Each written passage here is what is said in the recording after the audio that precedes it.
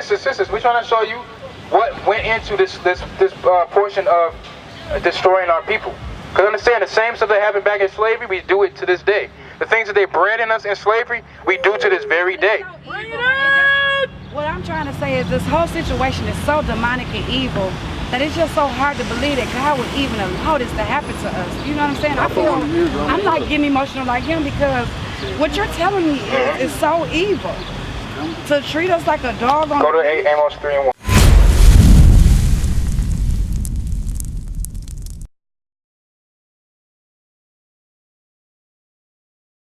So your enemy will put a yoke of iron. So what is it? What is a yoke of iron? James. Oh, man, listen.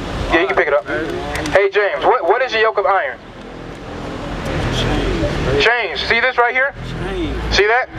This is a yoke of iron. He said the enemy will put a yoke of iron on your neck. Who did that? A yoke of iron are chains. See these right here? Gentiles did. Shackles. What nation today? What do we call them by today? Gentiles. No, what? They call it the so-called white man did that. That's who put yokes of iron upon our necks. God sent him to put yokes on our neck. But read on. Until he had destroyed. Since you say you don't believe what? White man is the only one who put chains on. He's not the only one. If you look at these pictures, where's the one with the Arabs? We got the one with the Arabs. You understand? Our people were in slavery to the Arabs too. People were in slavery to the Chinese too. Our people were enslaved to a lot of our history is. The Chinese was enslaved to the white. That's because you. No, listen. Remember, God said He was going to put us in slavery for breaking His commandments. Before we came into slavery to the so-called white man, we were in slavery to somebody. Somebody gave us to him. Yeah, that's true. It's called the sub-Saharan slave trade. If you see on here, this is Arabs. That's from the sub-Saharan slave trade. But didn't the sons of Ham give us to the? It was the Africans and the Arabs. They both had us, and they gave us to the so-called white man. It's in the Bible. It's recorded in the Bible. Understand, our history is full of slavery because of our disobedience. So understand, it's not just the white man. It's many. Every nation had a hand in destroying us. It's not just the white man. Because if we say that, it's 400 years. So they all know this. Every nation knows who we are. Everybody laughing at us. Yes. Exactly. He said nation. Remember, he says we become an astonishment. An astonishment. They are mocking us because they understand.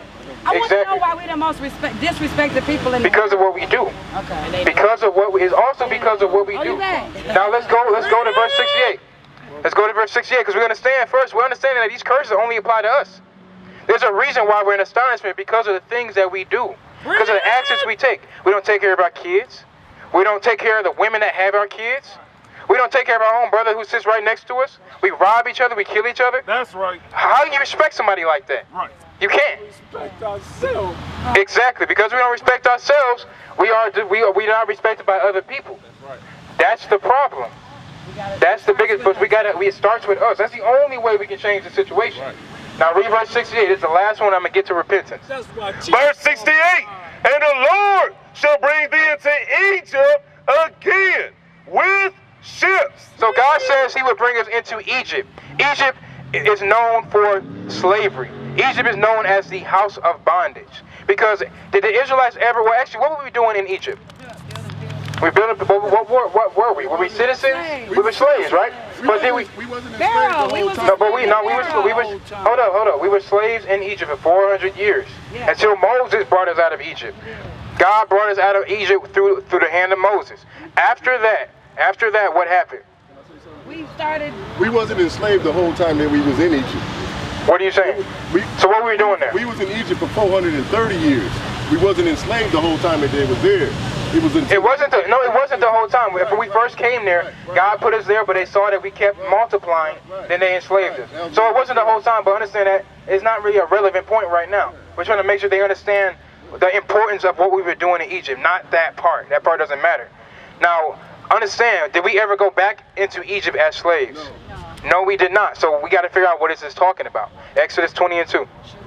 This is the book of Exodus, chapter 20, verse 2. I am the Lord thy God, which have brought thee out of the land of Egypt, out of the house of bondage. So Egypt was known as the house of bondage, right? Egypt was known as a house of bondage, so it was known for slavery. Many nations were enslaved to Egypt the same time we were there because they came out with us. Many nations were still slaves there with us. So he says Egypt is the house of bondage. So now we got to go back to Deuteronomy 28 with the proper understanding what Egypt means. It's not talking about actually going back. It's talking about something that is similar to. Go ahead. This is the book of Deuteronomy, chapter 28, verse 68. And the Lord shall bring thee into Egypt again with ships. So bondage means what? Or Egypt means what? Bondage, right? Another word for bondage is slavery, right? So he says, I'll bring you again into slavery. How? With ships. What nation went into slavery on ships? It was us. Let's look at the pictures. Let's look at the pictures. Right here. Oh, I'm sorry. This right here. This right here. Only one nation went through this. Only one nation went through this. He said the Israelites would go into slavery on ships. There only fits one nation of people. They have guns. It didn't happen to the Germans. They have guns. Yeah, is that how they got us? Yeah, like how did they We're get supposed to be stronger than Yeah, like we supposed to be stronger than them physically, so how did they round us up like that, all our black men like that? Go back to verse 48. I know God put a curse on us and everything, so he weakened us is what you're saying? Very much, yes. Okay. Read verse 48. Deuteronomy chapter 28, verse 48.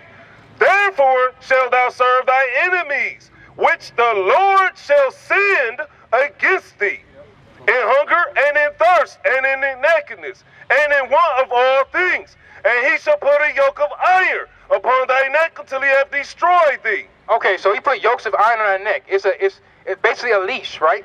When you have a dog, you put a leash on his neck until, for what purpose? To keep him right there. And then when I take it off, what's going to happen? No, he's not. If you do, he's going to stay right there. He trained us to not fight back. That's right. He trained us. What goes into have you ever heard of the Willie Lynch letter? Yes. What goes into making a slave is you have to take away their language, their heritage, their self-respect. You have to take away everything that belongs to them to make them a slave. That's how they made us slaves. They would rape our men in front of the women. What type of thing would you put into a woman's head by doing that? What do you got? He ain't a man. This is the Willie Lynch letter right here. We're gonna read out of it, all right? Is that why we disrespect our men now? Yes, it's all part of that slave syndrome from back then. Leads all the way up here. Read.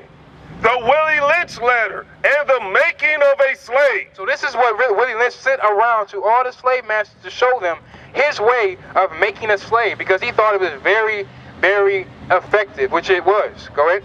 Page 17. Take the female and run a series of tests on her to see if she will. Hey, sisters, we're trying to show you what went into this portion of destroying our people. Because understand, the same stuff that happened back in slavery, we do it to this day. The things that they bred in us in slavery, we do to this very day. What I'm trying to say is this whole situation is so demonic and evil that it's just so hard to believe that God would even allow this to happen to us. You know what I'm saying? I'm like getting emotional like him because what you're telling me is so evil. To treat us like a dog on Go to Amos 3:1. What would you do to your son if your Amos 3:1. One second, bro. 1 second. That's what he's doing. 1 second. We got to get the answer out the scriptures. We got to get the answer out the scriptures. We got to understand what it was that happened and why it happened. Because understand, if you make an agreement with somebody, right? You have to hold up your end of the stick, right? We made an agreement with God that we will be your people, right? We agreed I will be your people. Go to what's that, Exodus 34 or Exodus 24? About us making that agreement. The covenant. The covenant with blood. 34? 34 and 10? Let's try it. 24 and 6. And once again, this is not an evil thing that God is doing. This is not an evil thing that God is doing. We got to understand that. 24 and 6? That's what belongs here on the third. I don't know. Somebody find it for me. But sis, pay attention. Go to Amos 3:1. 24 and 6? Read 24 and 6. Exodus. So, sis, what's your name again? Is that Exodus? Exodus. It's Exodus. Okay, Exodus. Hurry up and get it. From the family. That's what Go ahead. This is the book of Exodus, chapter 24, verse 6. And Moses took half of the blood and put it in basins, and half of the blood he sprinkled on the altar. and he took the book of the covenant and read in the audience of the people. So he's amongst the Israelites right now. He's saying that he took the book of the Lord and read the covenant amongst the people. Go ahead. And they said, all that the Lord has said, we will do and be obedient. So we said in the wilderness to God, everything that you said that we should do, we will do. We agreed to do this. We made an agreement with God. Go ahead. And Moses took the blood and sprinkled it on the people and said, behold, the blood of the covenant, which the Lord hath made with you concerning all these words. So we all agreed to make this covenant. Now go to Amos 3:1. So we agreed to be God's people, right? We agreed to be a holy people, right? To hold up our end of the stick. And that's a great thing to be, but we still got to hold up to it, right? But we didn't, just like you read in verse 15. 28 and 15. We did not keep his commandments. Of Amos, chapter 3, verse 1. Hear this word that the Lord has spoken against you, O children of Israel. So understand, God is always talking to Israel because that is his people, and they always will be his people. Just because we're being punished right now does not mean that we're not his people anymore. That's right. That means that look, I'm trying to get you together. I'm trying to get you to lay off the pressure a little bit down. Like there's a together. Listen, you got to hear the scripture to understand why. Getting beat down. Let me show you why. Let me show you why. Because our people are being beat down without knowing why. If they know why, it'll make sense. It'll make sense to them. But we have to understand first. A lot of people Go ahead. don't even know about the Go ahead. Hear this word that the Lord has spoken against you, O children of Israel, against the whole family which I have brought up from the land of Egypt. So remember, we're the people that got brought out of Egypt. And after we got brought out of Egypt, we made that covenant and said we'll do it. Go ahead. Saying, you only have I known of all the families of the earth. So you only have I known. He said, you only have I known of all the people. Meaning he doesn't deal with any other nation. Go ahead. Therefore, I will punish you. So because I only deal with you, because I only made that agreement with you, and outside of Egypt, go ahead. Therefore, I will punish you for all your iniquities. So because I only deal with you, I'm going to punish you for everything that you do. Now, these punishments got worse and worse over time because we continue to not do what he said. How do you expect? So we call God our Father, right? It's a father to child relationship, right? When your child does not do what you want him to do, what do? You give him a whooping. To them, that feels like hell. And this to us feels like hell, right? And that's what this is. It's hell. Because we decided not to keep God's commandments. What type of judgment? Go to Lamentations 3:22. What type of judgment should we have for killing each other? What type of judgment should we have for selling drugs to each other? What type of judgment should we have for not taking care of our kids? I think we're under the radar of what could really be happening to us. All these murderers still running these streets, and they have not been dealt with yet. I don't think it's enough. God doesn't think it's enough. So read this real quick. This is the book of Lamentations, chapter 3, verse 22. It is of the Lord's mercy that we are not consumed. The reason why we're still standing right now through all this and through all that's going on right now is because of God's mercy. Go ahead. Because his compassions failed not. Because God said, I'm never going to destroy you. I just want you to get it together. Go ahead. They are new every morning. So that was it. So the point was, the reason that we're not consumed, the reason why we're not gone as a nation, is because of his mercy. But go to Hosea 5:15. There's a way that people wake up. Understand, our people only go to God when they start getting jacked up. They say, "Oh, God, help me!" while they're running from somebody trying to shoot them. When the cops kicking in their door, that's when they start calling for God. God's trying to get you to think about him all the time. So for him to do that, he's got to beat your butt all the time. So this is not unjust. This is not unjust what he's doing. Go ahead. This is the book of Hosea, chapter 5, verse 15. I will go and return to my place till they acknowledge their offense. So God says he's going to go and return to his place, meaning he's going to back up and let whatever happened to us happen to us. Slavery, being shot down in the streets, being oppressed today. He said, I'm going to back up until y'all figure it out. That's how he's doing it. Go ahead. And seek my face. In their affliction, they will seek me early. Read that part again. This is the key point. Till they acknowledge their offense and seek my face. In their affliction, They will seek me early. So God says in our affliction, that's when we'll seek him.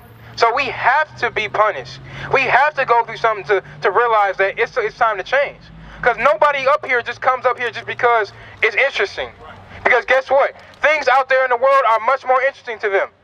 The ways of the world seduces the righteous. That's right. What God says. Right. So the reason why he's gotta jack you up is because I need you to see that there's something wrong with what you're doing. Right. I need you to see that there's something wrong with your condition.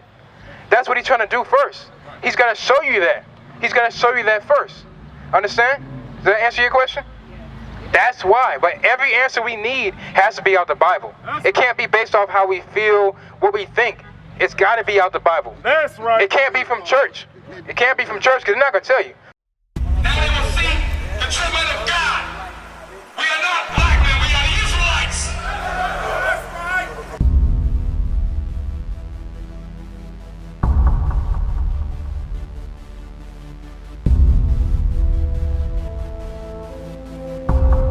Take care of us. Take care of us. And our children too. And our children too. We have repented. We have repented. How about you? How about you? People want to know who's the king. O nation of Israel, it's time to return to the Father. O nation of Israel, it's time to return to the Father. Now why they trying to make it so hard to serve God? And why when I say that I'm a Jew, it sound odd? For years I've been walking around saying that I'm a black man. I ain't saying that no more, it sounds wrong, man. This is Bishop Nathaniel of Israel United in Christ. Please subscribe to our YouTube channels. Stay up to date with our latest events, music, and classroom lessons.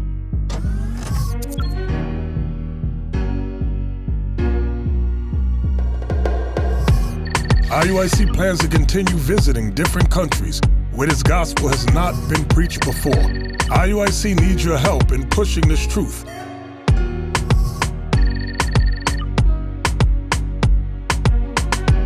So join us.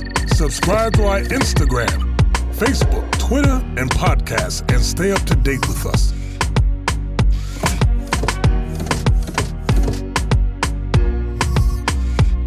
For more information, please visit www.israelunite.org.